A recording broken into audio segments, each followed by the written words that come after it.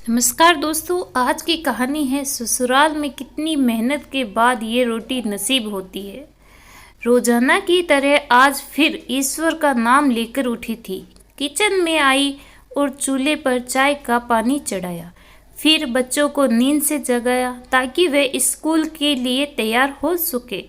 कुछ ही पलों में वो अपने सास ससुर को चाय देकर आई। फिर बच्चों का नाश्ता तैयार किया और इस बीच उसने बच्चों को ड्रेस भी पहनाई। फिर बच्चों को नाश्ता कराया। पति के लिए दोपहर का टिफिन बनाना भी जरूरी था। इस बीच स्कूल का रिक्शा आ गया और बच्चों को रिक्शा तक छोड़ने चली गई। वापस आकर पति का टिफिन बनाया और फिर मेज से जूठे बर्तन इकट्ठे किए। इस बीच पति देव की आवाज़ आई कि मेरे कपड़े निकाल दो। उनको ऑफिस जाने के लिए कपड़े निकाल कर दिए। अभी पति के लिए उनकी पसंद का नाश्ता तैयार करके टेबल पर लगाया ही था कि छोटी ननंद आई और ये कहकर गई कि भाभी आज मुझे कॉलेज भी जल्दी जाना है, मेरा भी नाश्ता लगा देना। तभी देवर की आवाज़ आई कि भाभी नाश्ता तैयार हो गया क्या? अभी लीजिए, नाश्ता तैयार है। पति और देवर ने नाश्ता किया और अखबार पढ़कर अपने अपने ऑफिस के लिए निकल चले। उसने मेज से खाली बर्तन समेटे और सास ससुर के लिए उनका परहेज का नाश्ता तैयार करने लग गई। दोनों को नाश्ता कराने के बाद फिर बर्तन इकट्ठे किए और उनको भी किचन में लाकर धोने लगी। इस बीच सफाई वाली भी आ गई। उसने बर्तन का काम सफाई वाली को सौंप कर खुद बेड की चादर वगैरह इकट्ठा करने पहुंच गई और फिर सफाई वाली के साथ मिलकर सफाई में जुट गई। अब तक 11 बज चुके थे। अभी वो पूरी तरह से काम समेट भी ना पाई थी कि डोरबेल बजी। दरवाज़ा खोला तो सामने बड़ी ननंद और उसके पति व बच्चे सामने खड़े थे। उसने खुशी खुशी सभी को आदर के साथ घर में बुलाया और उसने बात करते करते उनके आने से हुई खुशी का इजहार करती रही। ननंद की फरमाइश के मुताबिक नाश्ता तैयार करने के बाद अभी वो ननंद के पास बैठी ही थी कि सास की आवाज़ आई कि बहू खाने का क्या प्रोग्राम है। उसने घड़ी पर नज़र डाली तो 12 बज चुके थे।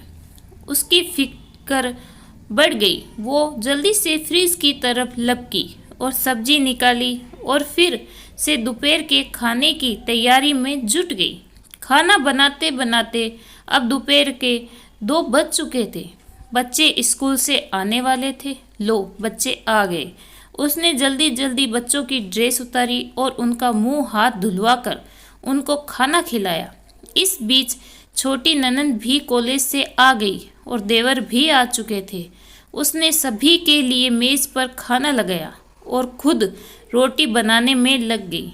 खाना खाकर सब लोग फ्री हुए तो उसने मेज से फिर बर्तन जमा करने शुरू कर दिए। इस वक्त 3 बज रहे थे। अब उसको खुद को भी भूख का एहसास होने लगा था। उसने हॉटपॉट देखा तो उसमें कोई रोटी नहीं बची थी। उसने फिर से किचन की ओर रुख किया। तभी पति देव घर में दाखिल होते हुए बोले कि आज देरी हो गई, भूख लगी है, जल्दी से खाना लगा दो। उसने जल्दी जल्दी पति के लिए खाना बनाया और मेज पर खाना लगाकर पति को किचन से गरम गरम रोटी बनाकर लाकर देने लगी। अब तक 4 बज चुके थे। अभी वो खाना खिला ही रही थी कि पति देव ने कहा कि आ जाओ, तुम भी खा लो। उसने हैरत से पति की तरफ देखा तो उसे ख्याल आया कि आज मैंने सुबह से कुछ नहीं खाया। इस ख्याल के आते ही वो पति के साथ खाना खाने बैठ गई।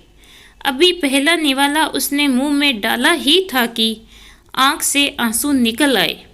पति देव ने उससे के आंसू देखे तो फौरन पूछ लिया कि तुम क्यों रो रही हो। वो खामोश रही और सोचने लगी कि इन्हें कैसे बताऊं कि ससुराल में कितनी मेहनत के बाद ये रोटी का निवाला नसीब होता है और लोग इसे मुफ्त की रोटी कहते हैं। पति के बार बार पूछने पर भी उसने सिर्फ इतना ही कहा कि कुछ नहीं, बस ऐसे ही आंसू आ गए। पति मुस्कुराए और बोले कि तुम औरत भी ना बड़ी बेवकूफ़ होती हो, बिना वजह ही रोना शुरू कर देती हो। इस कहानी के बारे में आपकी क्या राय है, कमेंट करके ज़रूर बताइएगा। कहानी अच्छी लगी हो तो प्लीज़ लाइक ज़रूर करें, और ऐसी कहानियाँ अगर आप और सुनना चाहते हो तो चैनल को सब्सक्राइब ज़रूर करें। कहानी सुनने के लिए आपका बहुत बहुत धन्यवाद।